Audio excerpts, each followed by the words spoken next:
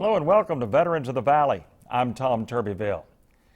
The early morning hours of June 6, 1944, the dawn of D-Day, hours before sunrise and the beach invasion at Normandy, came the paratrooper drop behind the beaches. Between them, the Americans and the British flew some 1,000 transport planes, and one of those was a C-47, piloted by Colonel Paul W. Stevens. Paul Stevens served his country as a flyer, and for more than 3 years of his long service, witnessed the war in Europe from his cockpit. His is a fascinating story. Please welcome to Veterans of the Valley, 90 years young, Paul W. Stevens, Texas A&M class of 1938. Paul, it's an honor to have you on Veterans of the Valley. September the 10th, 1916, you were born in Temple, 90 years ago plus now, and you came to Texas A&M in 1934. First thing I wanted to ask you is what was Texas A&M like in the mid-30s? What was the campus like? What was the atmosphere like here? Well, it looked rather sparse and unkept, if you want to know. Like the drill field was kind of rough. Right. Yeah. And it wasn't too impressive, in other words. Right. Well, it was a military school full of guys. That's right. So I guess it didn't have to be too impressive. All male, all in uniform. You bet, and you were one of them. You graduated in 1938. You told me that you went to work for a steel fabricating company in Waco, and you were making a lot of steel that was going for military purposes. So you sort of camps all over the country. So you sort of realized what was coming just from what you were doing in work. Sort of talk about that and what that caused you to go ahead and do. Well, as you say, it was pretty plain we were headed for war.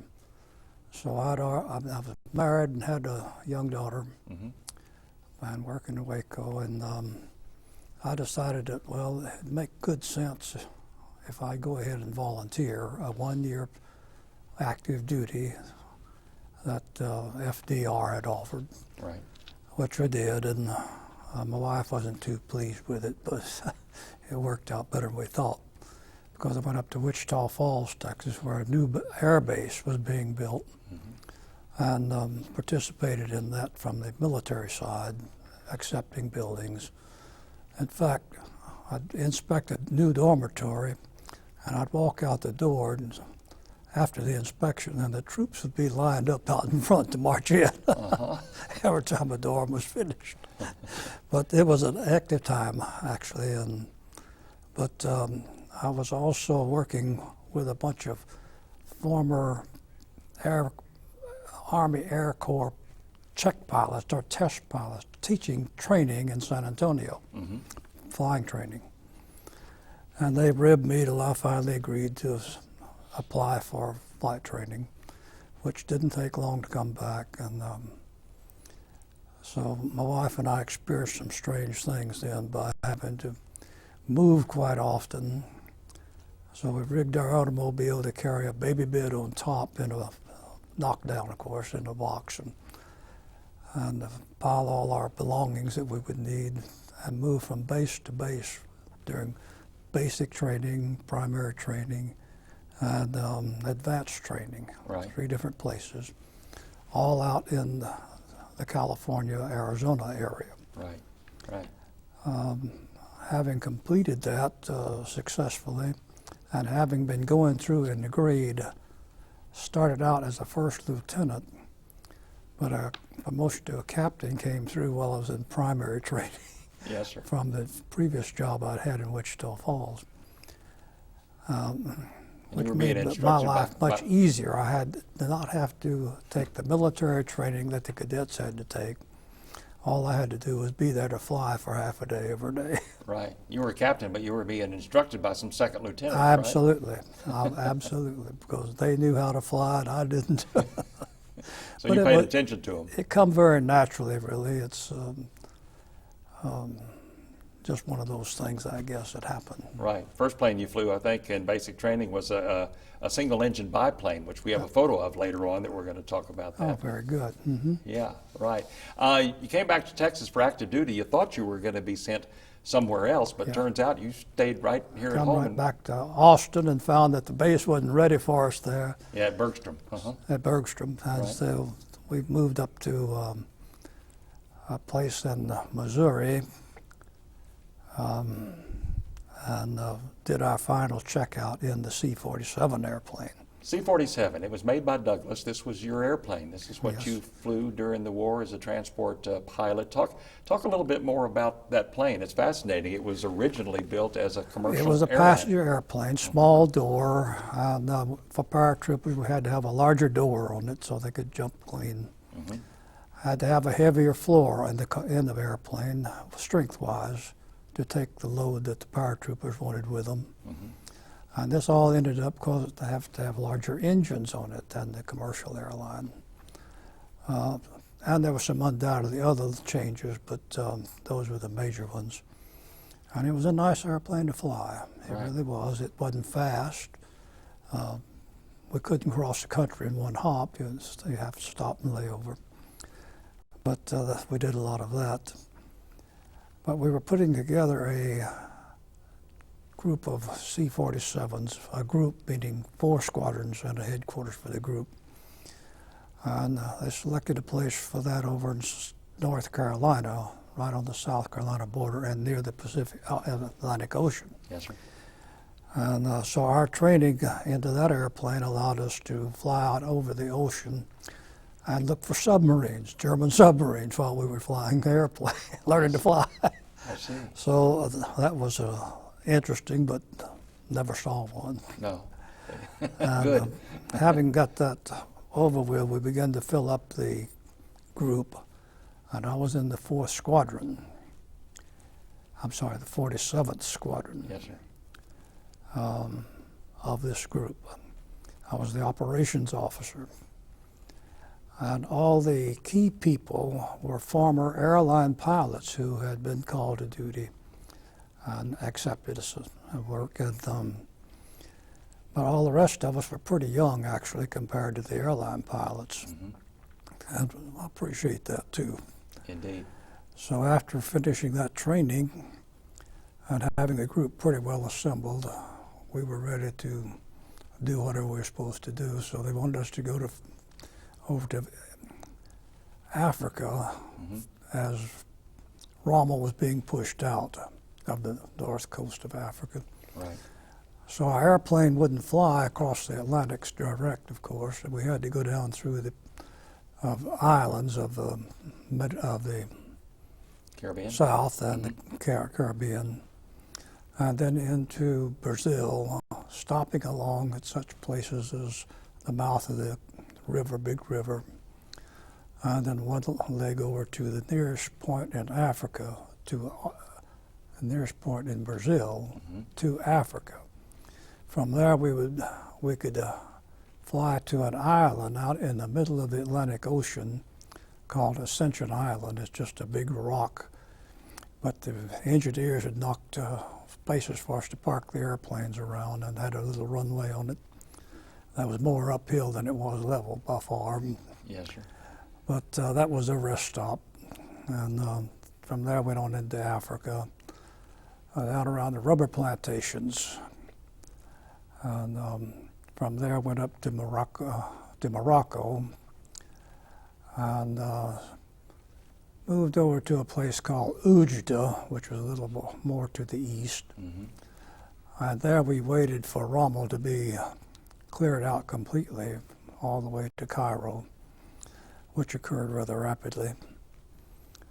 And then we moved our squadron up to a wheat field in Tunisia. Right.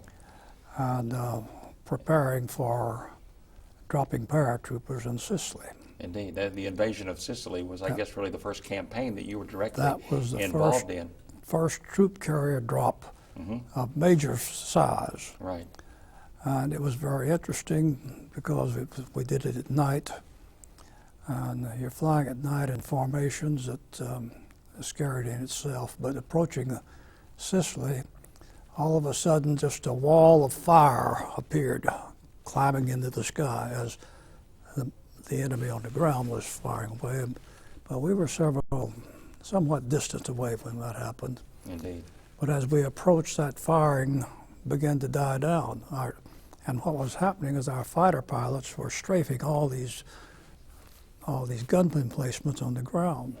By the time we got there, with very little, relatively speaking, So we made our drop rather easily, and but some of the bunch that was dropping did get shot up some. Right, right. You talked about the second drop. The first drop went pretty smoothly. smoothly. Then the second drop came. The second drop.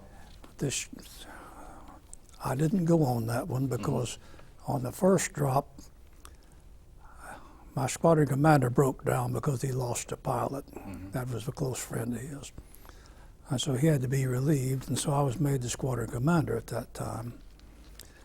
So the boss told me to stay and let the rest of the guys go. Right.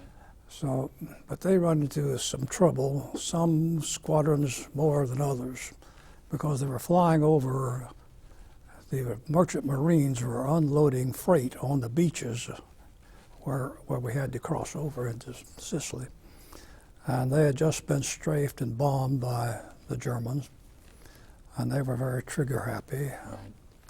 And so they shot down Americans just the same as the Germans. Yeah, it was a friendly fire situation. Friendly It turned fire, out that's correct. Quite tragic. You spent, I want to move on, but I know that you spent a lot of that time after that moving troops back and forth from the east coast to the west coast of Africa, from Casablanca to Cairo. I set up an airline back at Tunis, and I flew them from Casablanca to Cairo, and from Cairo back to Tunis. Anything that's going on in between there, we'd deliver passengers or whatever. And you told me it was during your time there in Tunisia, at Tunis, that you got to witness one time from afar a little bit, but you were there when the big three arrived, Churchill, Roosevelt, and Stalin. We had our squadron, air echelon only. The ground people were back on Sicily, but we were holed up in the ammunition storage buildings. Right. And but anyway, I started out to get to one of my buildings and Lord, the MPs were all over the place, and they stopped me and wouldn't let me go out there. But I could stay where I was, and I could see the operations office building, I should say, further down the strip. And suddenly these bigger airplanes come landing in down there, and so I found out that it was a meeting of the big three taking place, and Churchill and Roosevelt and Stalin. Stalin and Roosevelt are all there. Yeah. Right. Well, that must have been a sight that you'll never forget. There was quite a lot of going on. I want to move on. We're going to have some photographs here in just a second, but then in the spring of that year, that's when you moved on to England to get ready for what would be the invasion of France and it was actually, yes, the spring of the next year. Right. You were stationed in the Midlands. Sort of talk about what that was like and what that atmosphere was like. Well, when we arrived in England, the base was built, but the buildings were Quonset huts. I don't know whether you know what a Quonset hut is. Sure. Yeah. And but it was prepared for us, and I was very fortunate, I guess, to find it, because we moved right inside. We were no longer in tents. Right.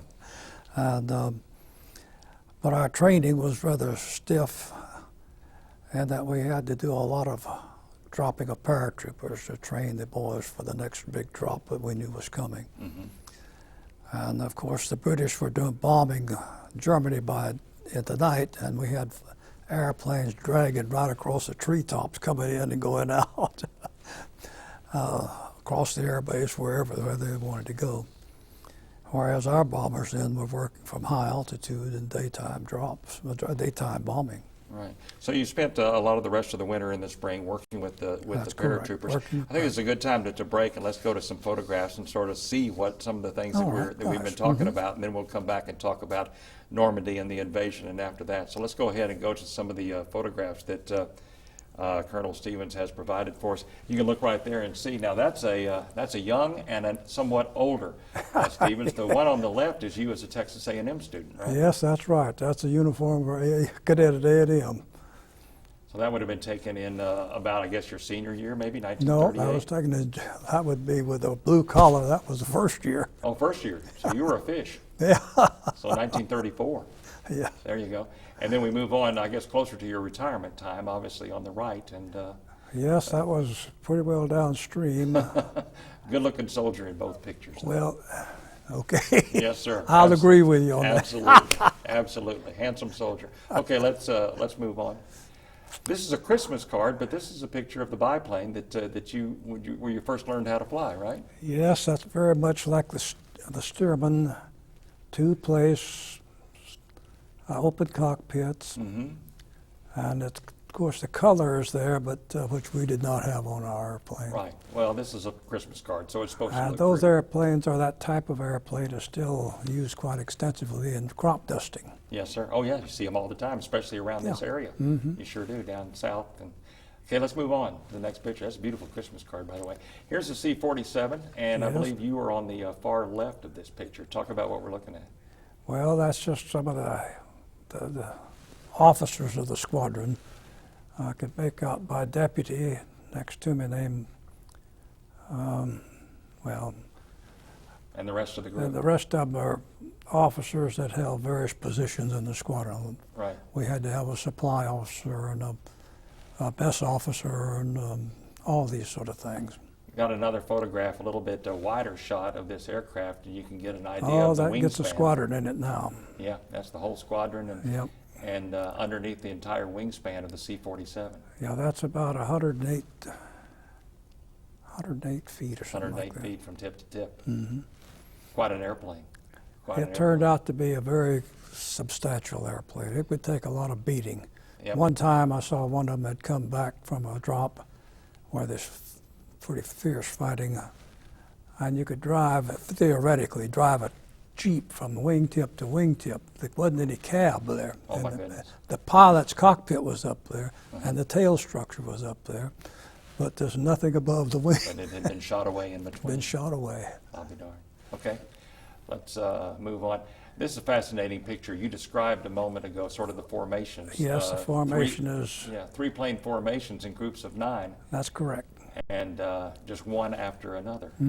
And this is a photograph of a drop. You can see the Yes, paratroopers that's- coming. I don't know whether that's already dropped or have a Right. late jumper, or was it an early jumper? Right. I would say it's a late jumper. Exactly. I But, think we've got For another the picture. big invasion, Now this to me is just an Yeah, that's- incredible photograph. yeah, you can see a paratrooper coming out there, I think. You said that, yes, sir, right below the airplane. That's it. And yeah. they came out fast, about 2 per He second, comes right? through that door, and the chute is automatically pulled for him. Yeah, A cable does that. right. And he swings once and comes back and touches the ground. Because you said that this is only an altitude of about 900 feet, 900 right? feet was That's what- not very high. No, some wanted us to go even lower, Right. and some did. Right, But that was hazardous. You drag somebody on that right. pretty easy. And some of them, some who didn't know better wanted you to go slower. We'll talk about that Oh, in a little bit too. That's kind of a funny story. Let's move on. All as we, right. finish up the pictures. Talk about this. This is you, and you're receiving an award, and that's in France. Is that right? Yes, that's the Frenchman awarding us each Croix de Guerre award. That's one of their rather general awards, I think. And you have the Red Star, the Gold Stars, and the Silver Croix de Guerres. They're all in various stages. Right. But anyway, we were all awarded a Croix de Guerre. Uh-huh. Well, that's a... For the Frenchmen wanted to do something for the people who came in there and made the first Right, landing right, that right. damn ship. That's just a few of the photographs that we have time for. Let's talk about D-Day and Normandy and getting ready, because it's a fascinating story. June 6, 1944, and you were piloting the C-47 that had some paratroopers that you jumped out of your plane behind the beaches at Normandy. Yeah. Sort of talk about that day and what you remember of it. Well, of course, we made our swing around, so we were coming back from the south to the north, you might say. And so we'd be south of Cherbourg. And, the first pass, the first night of it, we didn't get much trouble. There were some, I won't say some that got hit, say there was lots of trouble. But we didn't lose many airplanes that first time. Right. And but on the second run, the next night, early morning it would be, we had lots of ground fire on us. We were dropping supplies to the spots where we had dropped the paratroopers. And many airplanes were lost, and I was unfortunate enough to lose an engine on that. I found my oil pressure was going to zero suddenly, so that meant my engine was about to burn up, so I shut it down. But the propeller wouldn't stop turning. It was swinging in the wash, meaning I was pushing a whole barn door along with me. And we'd already had bundles drop from underneath it, and each one of those bundles had a windbreak on it. It was a drag brake about that big around, just a big concave plate to keep the bundles from getting knocked off by a slipstream. And that was real slow, really slowed us up. We'd stagger along about 90 miles an hour all the way across. And it was tough. But anyway, when I lost an engine, I wasn't going to fly back. It was gradually losing altitude. And my radar operator had taken a bullet through the leg, through his knee. And he was crippled up and knocked out with drugs right away, of course. And, but I said, we're going to have to ditch. The airplane's not going to go back. So I went around the back of all the ships in there and looking for one with a red cross on it. While I was doing that and was getting lower and lower, I thought the waves underneath us are just rolling. We had a pretty big wind that night, as you know. And I said, well, that won't do it all, because if we hit that water with those bundle protectors underneath, it's going to nose us right to the bottom, and nobody will get out. Yes, sir. So I said, well, I could turn that engine on and burn it up and maybe stop that prop from turning. It wouldn't feather. It would only turn.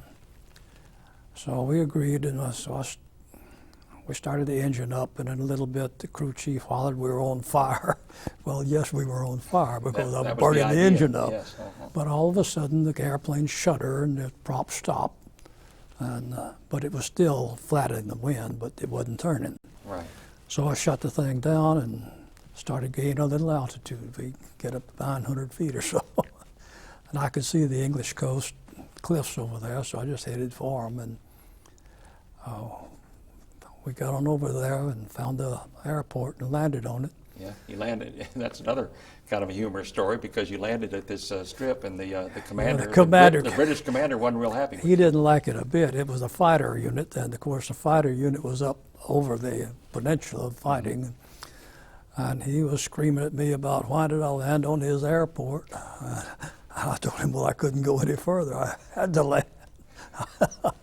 Well, go somewhere else. Why did you do this? So I got kind of angry with him, and You set him straight. What did you tell him?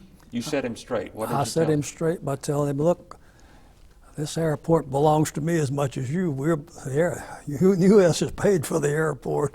They're actually paying you and all your people. I said, now, I don't like that a bit for you to fuss at me about using it to save my skin.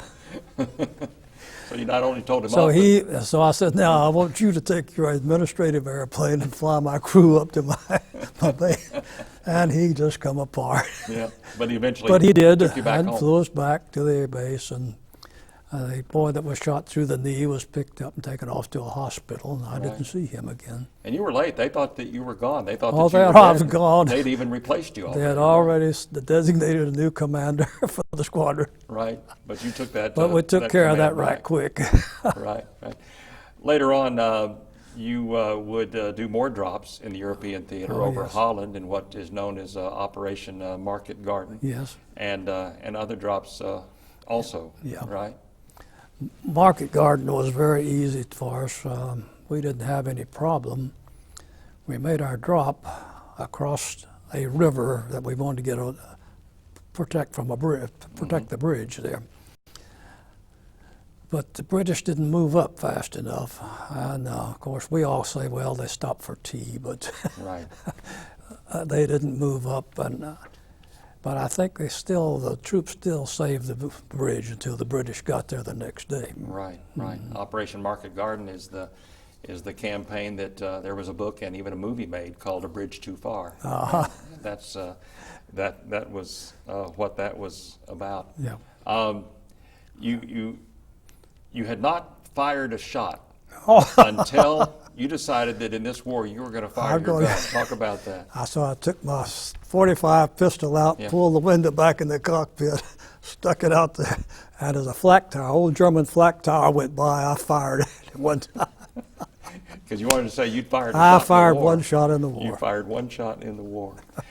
You spent just over 3 years in Europe during this campaign, and then you finally went home. You were in Iceland, I think you said, when you found out about the Japanese the bombing correct. of We were Hiroshima. And Trailing on otherwise each other you out thought, of Scotland too. We Right. got up to Iceland, and the weather was bad from there to Labrador. right, And this C-47, we were bringing them back, C-47. And there's a long haul from Iceland to Labrador, and there's Yes, a sir. point of no return. And once you go there, you go on, or you don't come back. right. But we had to have good weather to do that. So we were hung there for about a week. Yes, sir. Bad spell. And both bombs went off in Japan while we Right. were there. So you knew then that the war was probably going to end, Oh, and you yeah. wouldn't have to go to the Far East and That's continue. right. We were headed for we knew we were headed for the Far East. Right. There's a lot more to the story. I know that you eventually got back to the United States. You went to New England. They took your plane away from you and made you come back home by train. That's correct. Yeah, was it? And as we were sitting in the straight chairs on that train all night long, getting out to St. Louis, we were all tired as we could be, just worn out. Right. And that's when they finally got you a sleeper car when you got to St. Well, Louis. when we saw the prisoners of war going by us in the Pullmans, this just tore us apart. Colonel Stevens, we are out of time. There's so much more to your story, but thank you very much for your service and visiting with us. It's been very interesting to me. And Thank you. I appreciate it. We appreciate you. Some 20,000 Aggies served in World War II, most coming from the classes of 1938 to 1944. Paul W. Stevens is proud to be one of those who returned to A&M to live out his career and enjoy his retirement. We thank him for his service, as we thank all veterans. For Colonel Paul Stevens, I'm Tom Turbeville. Be sure and join us next time on Veterans of the Valley.